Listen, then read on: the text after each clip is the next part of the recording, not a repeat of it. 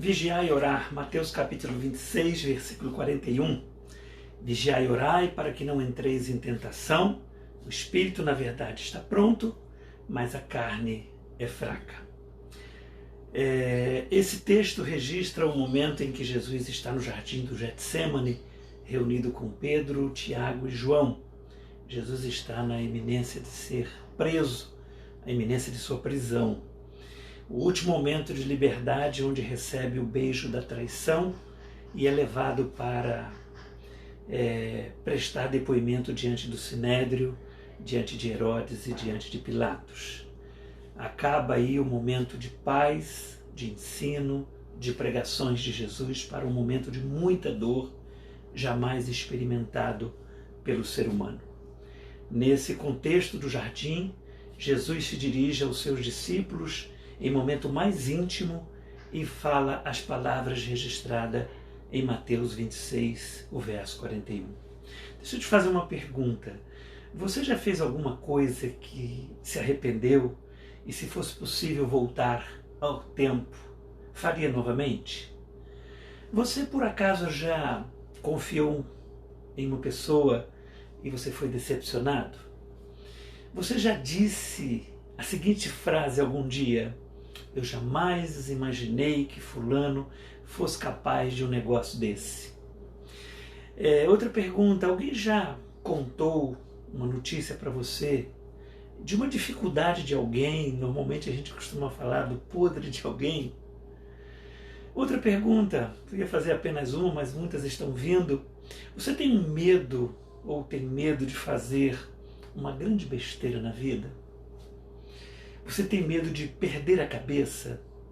Eu confesso para você que tenho, ok?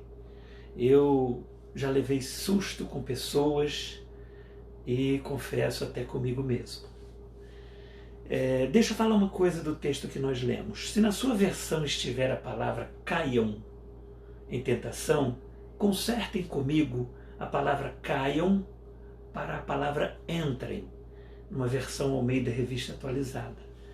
Aqui Jesus está dando um alerta que é bom para que nós não entremos, para que você não entre em tentação, vocês não entrem. O caminho da tentação é quase um caminho sem volta, viu? Sair da tentação sem pecar, vencer a tentação, é um milagre. Quando você começa a ser tentado, você é afetado pelo bicho mais nojento que existe, e ele te encontra, e sair dele é descrito de fato como um milagre. Então Jesus está dizendo, diante de todo esse tamanho de dificuldades, vigiem. O que Jesus está dizendo com vigiar aqui é vigiar o quê? Vamos lá comigo? Deixa eu te fazer uma pergunta. Você acha que é vigiar as circunstâncias? Presta atenção no que está acontecendo à sua volta.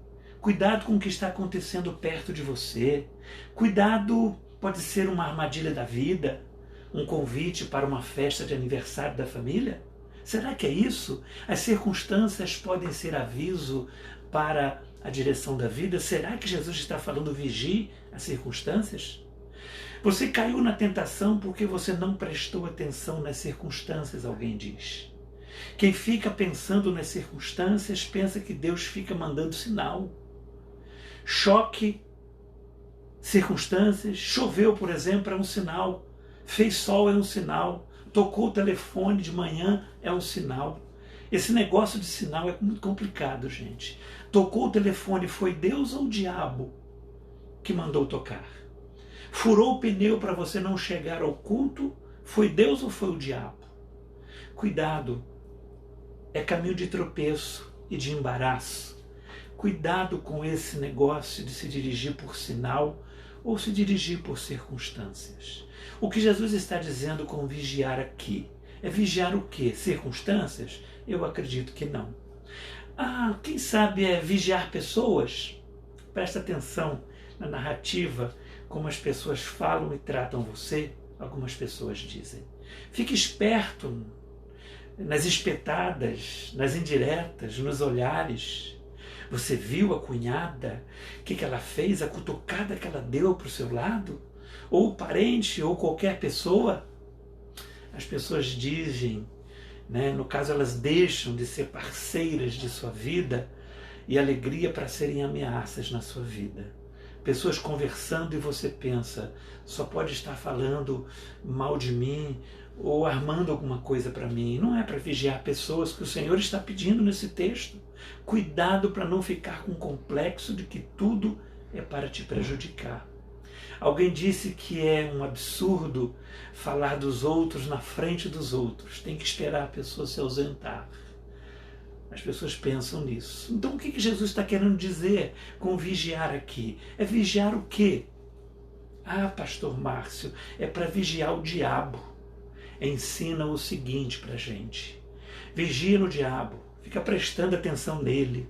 Tire o olho da cruz e fique de olho no seu inimigo. Não é dessa forma. A Bíblia diz que é olhar para Jesus e não para o inimigo. Então esse texto, Jesus não está pedindo para vigiar o inimigo. É olhando para Jesus, o autor e consumador da nossa fé. Não é para ficar vigiando o diabo, para poder se safar dele ou não cair numa possível armadilha dele. Tem gente que diz o seguinte, tem que ter curso para aprender a lidar com o diabo. O diabo ligou, o diabo fez quebrar o carro, o diabo fez e o diabo fez. Não, não é dessa forma, não pode ter essa neurose. Tem gente procurando pecados antigos, olhando para o passado, procurando coisa na escuridão. Algumas pessoas pensam, em 1970 eu acendi uma vela, eu não era crente, quem sabe essa vela está amarrando minha vida até hoje. Não é isto, pelo amor de Deus. Foi meu tataravô que era espírita, a camisa que eles levaram na macumba quando eu era pequeno, ou a camisa que a minha namorada me levou para poder eu ficar com aquela pessoa. É maldição de família, por isso estou desempregado até hoje. São brechas que você deu. As pessoas falam assim, francamente. A Bíblia fala que as coisas velhas já se passaram, tudo se fez novo na cruz. Você entregou para Jesus e a autoridade espiritual na sua vida é Jesus. Satisfação, meu irmão, minha irmã, você deve só a Jesus, viu? Não fique preocupado com o que o diabo quer fazer com você. Ele não é preocupação sua. Já sabemos que ele quer matar, roubar e destruir. Então vamos virar as costas para ele e prestar atenção só em Jesus. Portanto, ele não pede nesse texto, vigie o diabo. Fizeram uma macumba para mim, o que eu devo fazer, pastor Márcio? Nada. Foca em Jesus Cristo. Somente o autor e consumador da nossa fé deve ser nosso foco. O que Jesus está dizendo aqui com vigiar, então, pastor Márcio, é vigiar o quê? Jesus está pedindo, sabe o que nesse texto para ser vigiado? É a sua alma, a nossa alma. Vigia o que está dentro de você, seus processos de raciocínio, o que você está pensando, o movimento do seu coração, os desejos que crescem, suas fantasias, seus medos, suas frustrações, suas culpas. É isso que Jesus pede nesse texto para você vigiar.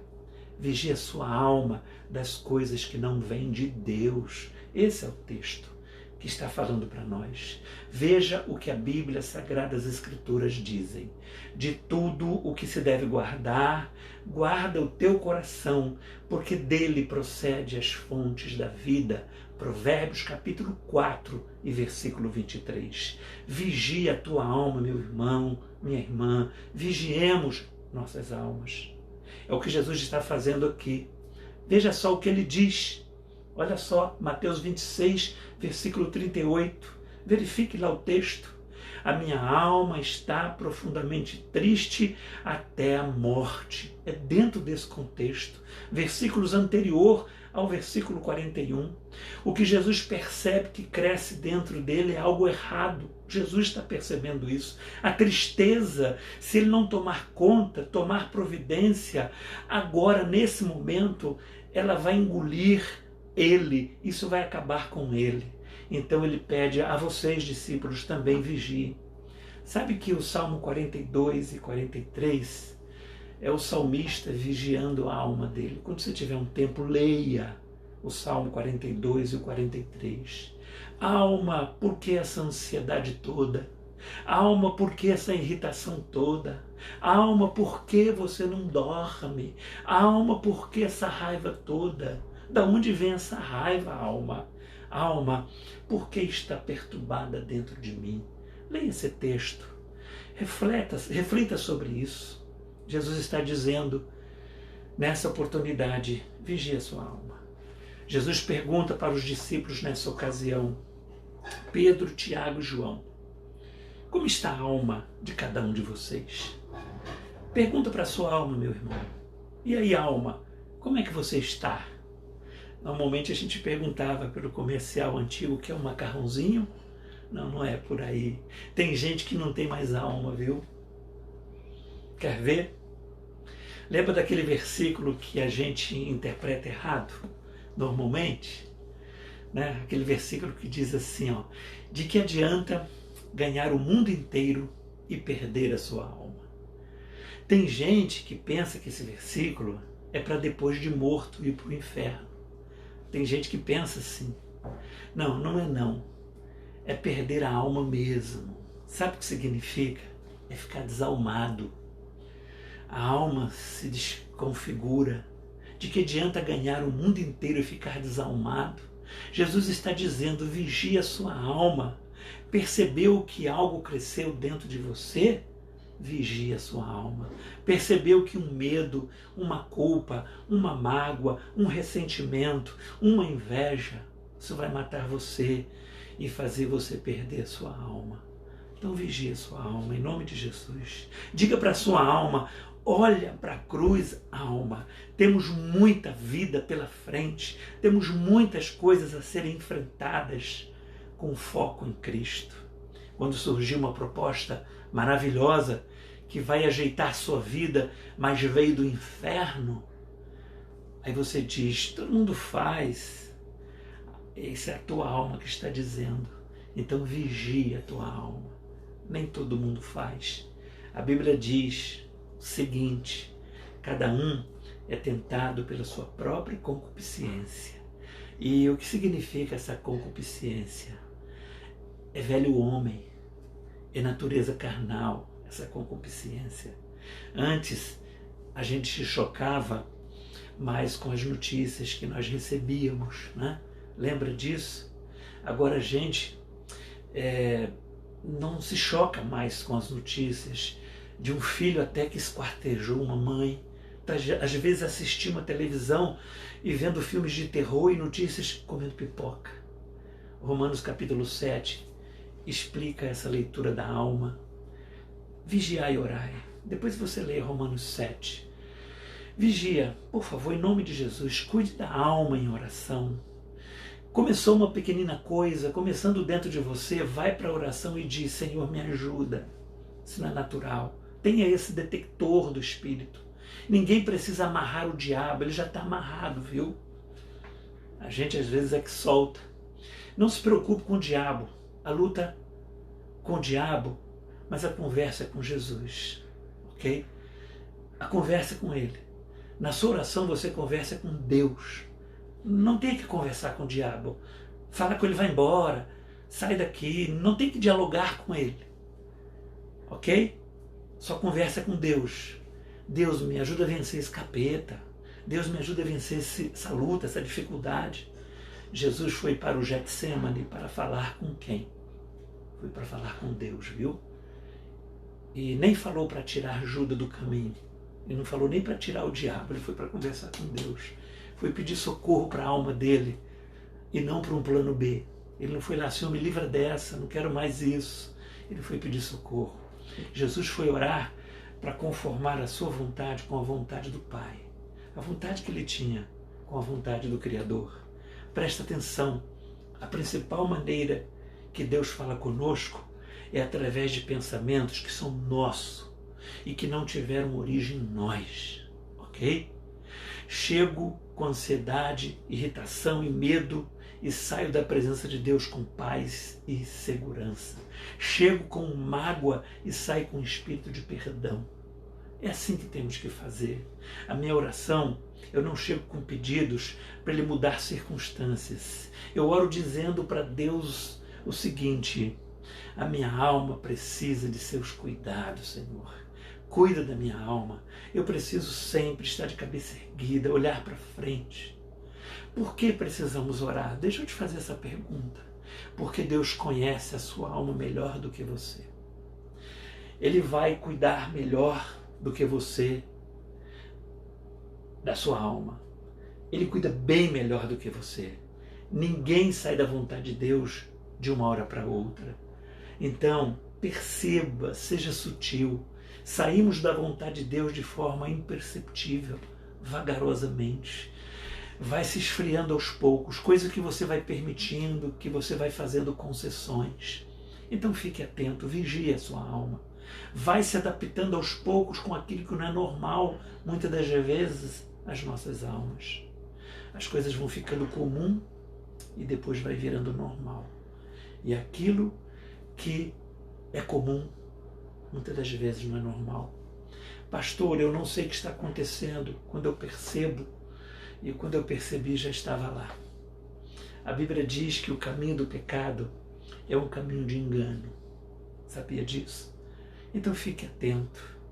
Geralmente não fazemos coisas erradas, fazemos coisas conscientes, ok? Geralmente não fazemos coisas erradas, fazemos coisas conscientes. E o pecado é assim. Quando você for ver, você já vai estar lá em lugar errado, na hora errada, com pessoa errada. Que Deus desperte o seu coração, que Ele fale contigo, que Ele seja o Deus orientador da sua vida. Seja prudente como a serpente. Oramos para render a nossa alma a Deus. É isso, se entrega para Ele. O Espírito de Deus trabalha na sua consciência, no coração e em entendimento, gerando em você o pensamento dEle. Louvado seja Deus por isso. Quando sua alma estiver saindo do eixo, ore. Ore da seguinte forma: Senhor, sonda-me e conhece o meu coração. Prova-me e conhece meus pensamentos. Vê se há em mim algum caminho mau e guia-me pelo caminho eterno. Está no Salmo 139, esta oração do salmista. Na oração, a gente descobre que quem ofendeu a gente não foi a esposa, não foi o filho, o irmão, o colega. Vê se há em mim algum caminho mau. A primeira percepção tem que ser nossa. Olha assim, Jesus, lava os meus pés na minha caminhada, da minha caminhada. Lembra de Pedro? Jesus lava meu corpo todo, ele falou, né? E Jesus responde, você já foi lavado, Pedro. Jesus já foi lavado. Eu termino com o texto de João com uma bênção para a sua vida. João, 3 João, versículos de 1 a 4. O seguinte texto, 3 João, verso 1 a 4. Verso 1, o presbítero ao amado Gaio, a quem em verdade eu amo. Verso 2, amado, desejo que te vá bem em todas as coisas e que tenha saúde, assim como vai bem a tua alma. Verso 3, porque muito me alegrei quando os irmãos vieram e testificaram da tua verdade e como tu andas na verdade. Não tenho maior gozo, o verso 4 agora, do que este, o de ouvir o que os meus filhos andam na verdade. Eu termino, meu irmão, esta pequena reflexão, esse pequeno tempo de quase 20 minutos, para que você vigie a sua alma. Não é para vigiar circunstâncias, não é para vigiar pessoas, não é para vigiar o inimigo, é para vigiar o nosso coração.